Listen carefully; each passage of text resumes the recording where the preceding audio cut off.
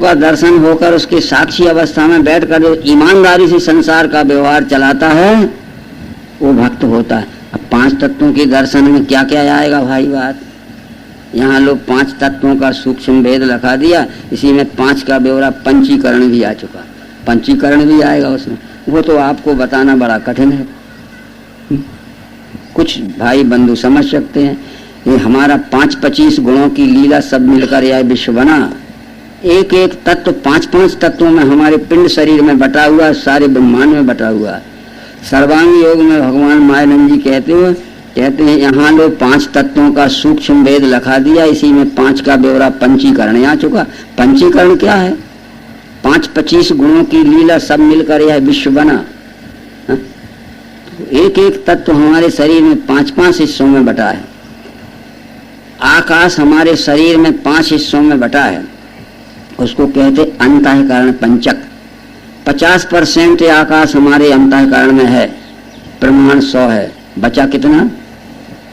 50। तो 12.5% आकाश वायु में गया तो मन बन गया हमारे शरीर में। 12.5% आकाश कहाँ गया? अग्नि में गया तो हमारे शरीर में बुद्धि बन गई।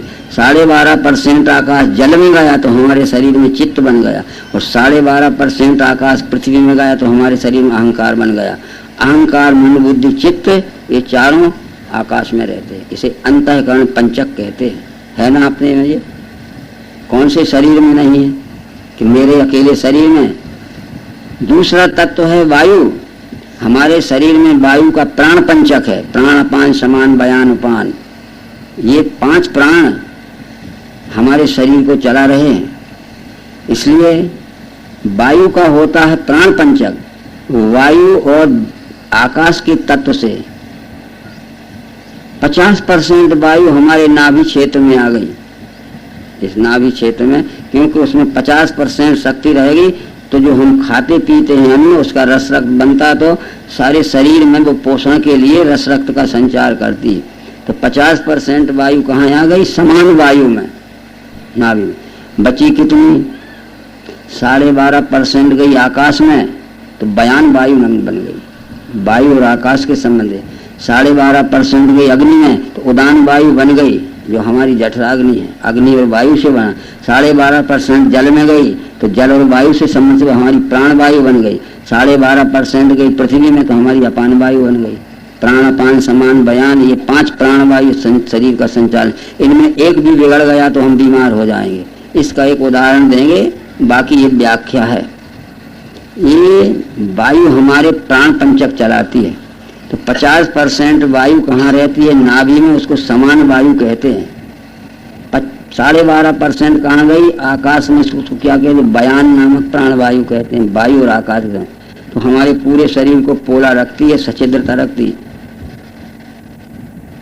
अब क्या होता है, जो हम खाते पीते हैं अन्न, तो हमारे अग्नि और वायु के संबंध से जो बना है उदान वायु, यानी जिसे हम जठराग्नि कहते हैं या क्या कहते हैं, वैश्वानर अग्नि, जो शरीर में अन्न पचाती, वो तो पचा देती है। तो उसमें का मल, किट, कचरा सरका के नीचे कर देती है, ताकि अपान नामक प्राण वायु गुदा के मार्ग से पेशाब और टट्टी के रूप में फेंक दी, जैसे कमरे से अपन कचरा फेंक। जो रस रक्त बना तो वो जिस शरीर में जरूरत होती है उसमें पोषण के लिए पहुंचा देती है। इस समान नामक प्राण वायु बिगड़ गई, इसमें वायु की मात्रा कम गई, जो परसेंटेज है, तो ये स्लो सर्कुलेशन करेगी, तो उसमें हमें लो ब्लड प्रेशर हो सकता है कि जिस अंग में जितना रस रक्त जाना चाहिए उससे कम जाएगा, तो वो उतना पोषण न मिलेगा तो उसकी शक्ति क्षीण हो गई, और ये उसकी मात्रा बढ़ गई कुछ, तो हाई ब्लड प्रेशर हो सकता है। क्योंकि हमारे हार्ट में जो शरीर से रस रक्त घूम के जाता है, जिसमें 2 छिद्र बाएं दाएं कोष्ठक 2 रहते हैं, तो जो मलिन होके जाता है शुद्ध होकर फिर उसमें सर्कुलेशन जाता है। तो जितने प्रमाण में जाना चाहिए उससे कम जाएगा तो हार्ट बैठ जाएगा, तो जितने प्रमाण में जाना चाहिए उससे ज़्यादा जाएगा, हाई ब्लड प्रेशर हो जाएगा, तो पंपिंग नहीं कर पाएगा हार्ट और बैठ जाएगा। जो नियम इस चेतन सृष्टि को लागू होता है वह नियम सब जड़ सृष्टि को लागू होता है। हम नई गाड़ी लाए हैं, सुजुकी या हीरा होंडा लाए, उसके प्लग पर जितना पेट्रोल जाना चाहिए प्लग पे कम जाएगा तो गाड़ी चलेगी, और जितना जाना चाहिए उससे ओवर जाएगा तो गाड़ी चलेगी। बस इसलिए हमारे हार्ट पर जितना प्रेशर पड़ना चाहिए उससे कम जा रहा है तो हार्ट बैठ जाएगा, और जितना चाहिए उससे ज़्यादा जाएगा तो वो हार्ट पंपिंग नहीं कर पाए, फेंक नहीं पड़ेगा तो दब जाएगा। इससे ये सब संबंध है। अब इतना ज्ञान हो जाए, 5 तत्वों का दर्शन होकर उसे साक्षी अवस्था में तब भक्त जी बने, तो 3 गुणों का दर्शन होकर उसके साक्षी अवस्था में बैठकर जो संसार का व्यवहार चलाता है वो विभूति होता है।